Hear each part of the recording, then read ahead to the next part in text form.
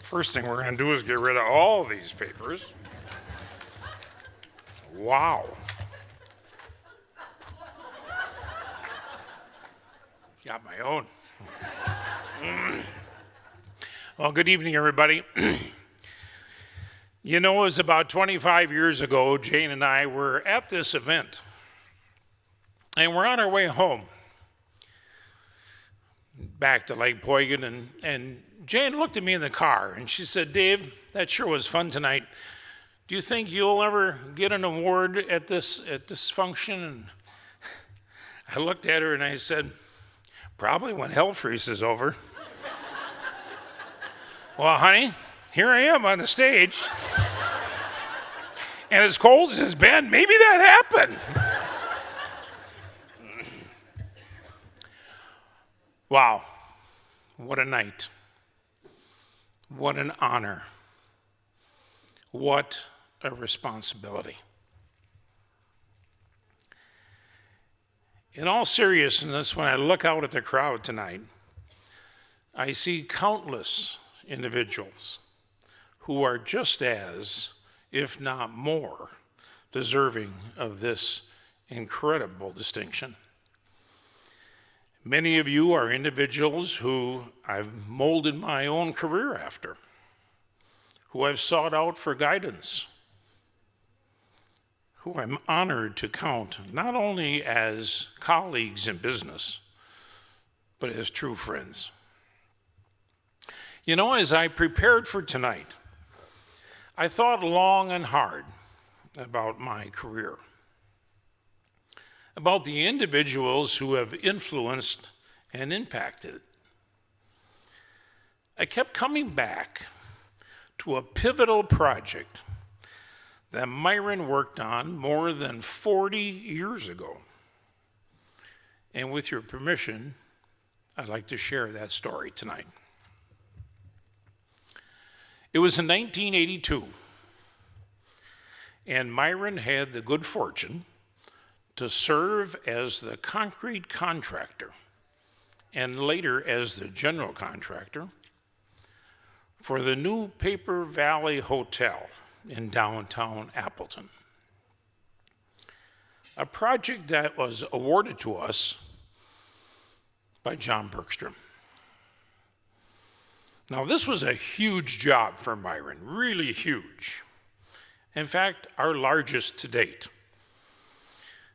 One that we could not afford to be anything but seamless. I was assigned the role of project manager.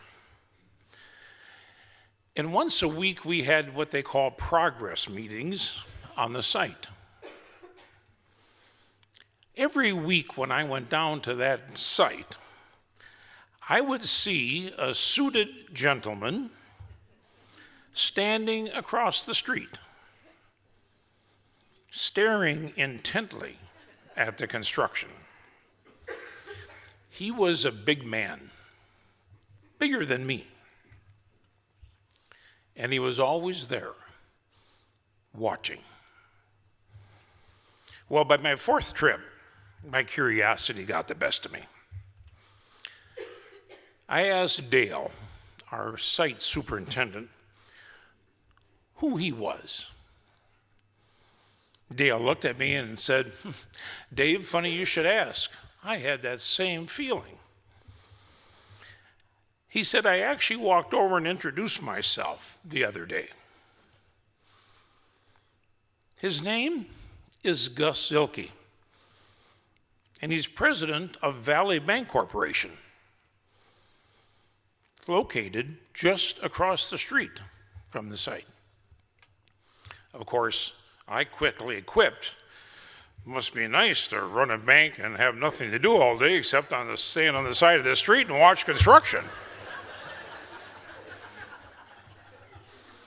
Little did I know that in the years to come, that's exactly what Gus would do all over the Fox Valley.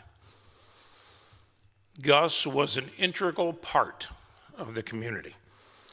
He cared so deeply for the people and the places that make our area so very special. In fact, if I had to compare him to someone in our community today, I'd say he was the John Bergstrom of his era.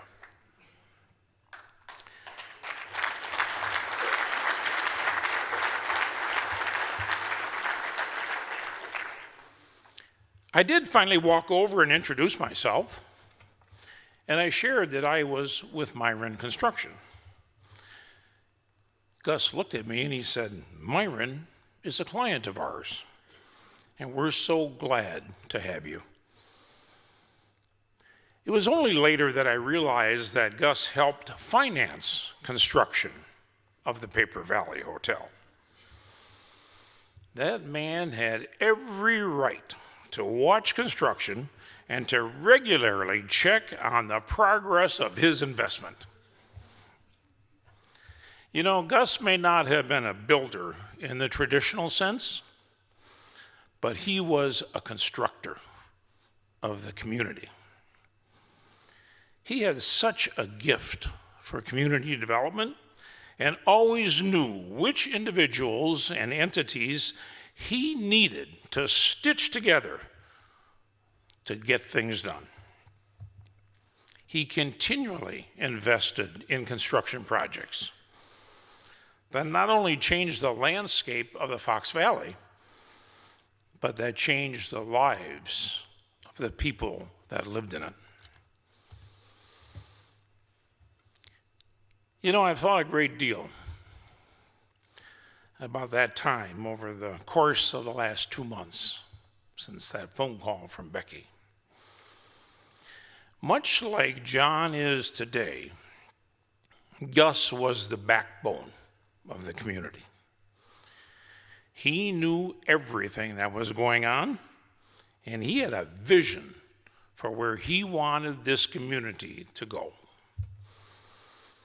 And he was wise enough to surround himself with the best people. And he had the keen ability to inspire them to get the job done and get it done well. Now forward to the early 2000s, when I received a phone call from John Bergstrom requesting that Myron donate funds to a community project. I can't even tell you which one. Well, in hesitation, I asked a laundry list of questions. But you know, eventually, John laid out the cold, hard truth. He said, "Dave, it's time that Myron starts giving back to the community that built it." Talk about a jolt. With that one sentence, that one bit of guidance, John woke me up. He was right. So here you have two leaders, Gus and John, two cornerstones of the valley, who helped make our community what it is today. Following the example they set started me on the path to thinking about so much more than just my business and the bottom line. They got me thinking about my community, and I am so incredibly grateful that they did. It really is crazy how small our world truly is. When Gus Zielke was starting out, he worked for Appleton State Bank, which just so happened to be one of Grandpa Myron's first jobs laying stone. Grandpa was a Canadian immigrant and came down from Canada, started a business, and Grandpa was a mason by trade. So more than 100 years ago, think about this, my grandfather did work for one of Gus's first employers. Then 40 years ago, I met Gus, who helped fund the Paper Valley Hotel. And it was through that project that I got to know John Bergstrom, who taught me the importance of giving back to our community. And here I am today, standing on this stage, accepting an award named in honor of Gus Silke for a distinguished community service. Talk about a full circle moment, huh? Before I continue, I would like to share that Gus's granddaughter, Anna Zilke, is in the audience tonight. Anna, your grandfather was a great man who left a permanent mark in our community. I'm sure far beyond what he ever could have imagined. Anna, thank you for joining us tonight and listening to his legacy.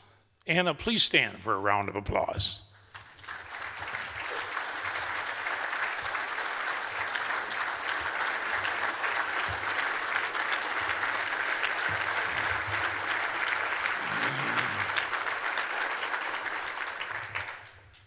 For those of you who know me, you know that faith plays a critical part in my life.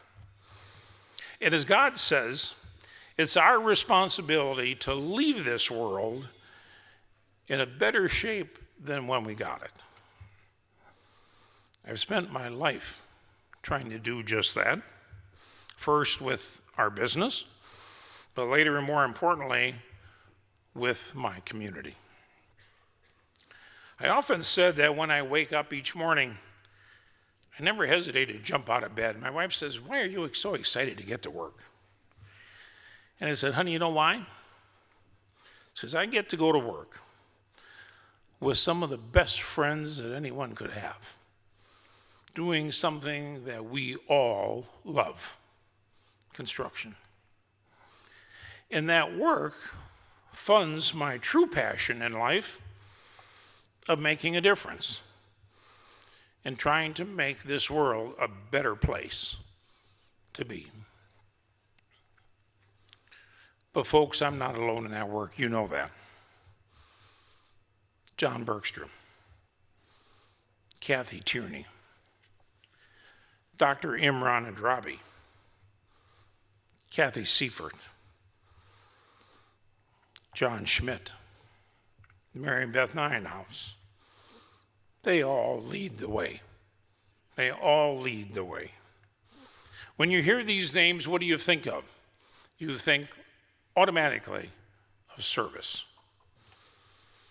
It is because of those individuals, and so many, many more in this room, that we have the community that we do today.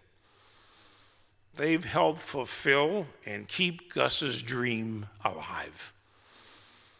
Thank you, all of you, for your tireless commitment, for your heartfelt service, and for making our community a priority.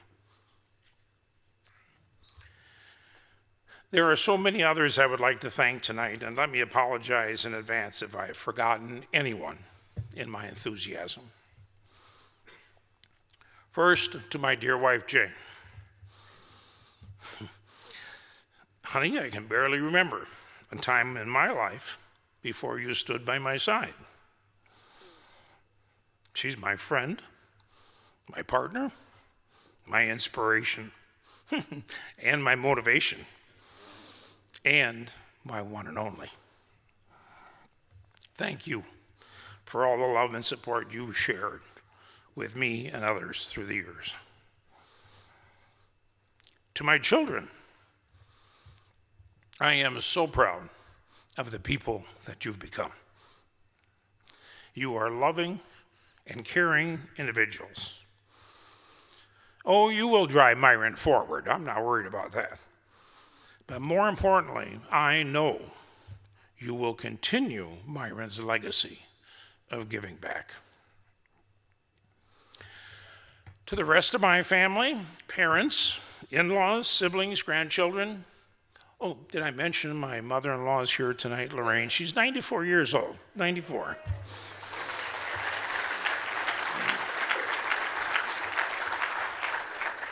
I balance her checkbook every month.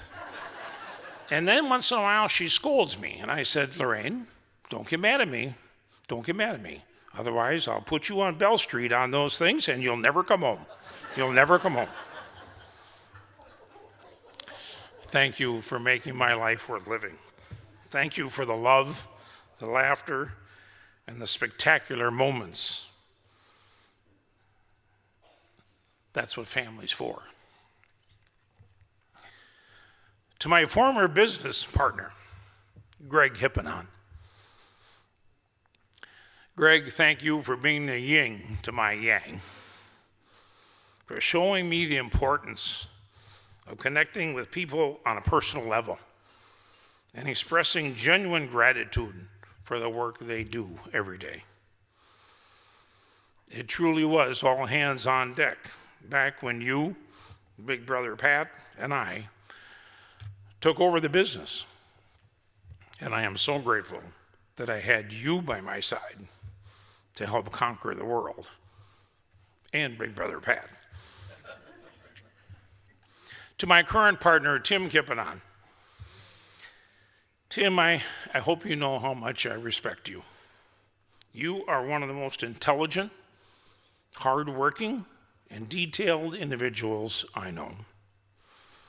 You have helped our business thrive, even during times of turbulence. Let's face it, you are the calm in the storm. Thank you for your continued partnership and for pushing all of us to be our best. To my mentor and the man I aspire to be, John Bergstrom. What more can I say about the individual who helped change the trajectory of my life, who showed me what it really means to make a difference, who has been one of the closest friends in business and in my life. Thank you for all you've done for me, John, and for the community. You are a legend. To my close friend and valued advisor, yes, okay, she's my girlfriend, Kathy Tierney. Kathy, thank you for the wisdom that you provide to me every day, the impact you show us how to do it in the community. And you know what? For the friendship that I really trust so deeply. And finally, thank you to Kathy Seifert for so kindly nominating me, and to the Fox Cities Chamber, Becky Bartosik, and your entire team for everything you do to support our business community, our young professionals, economic development in our area, and our community at large. And thank you, Becky, for this tremendous honor. I promise to cherish it and never forget why it was bestowed on me. It shall serve as a constant reminder for me that there is more important work yet to be done. Before I bid you good night, and we let the celebration continue, I'd like to challenge each of you, as probably Mike did, to think about the difference you want to make in 2024. We have a bright new year ahead of us. We're right at the start. And your personal impact can be far-reaching and widespread. It can be financial. It can be the passion of doing. It can be anything in between. Friends, don't let this time go to waste. None of us are promised tomorrow. So do me a favor and start today. Thank you, and God bless the Fox Cities.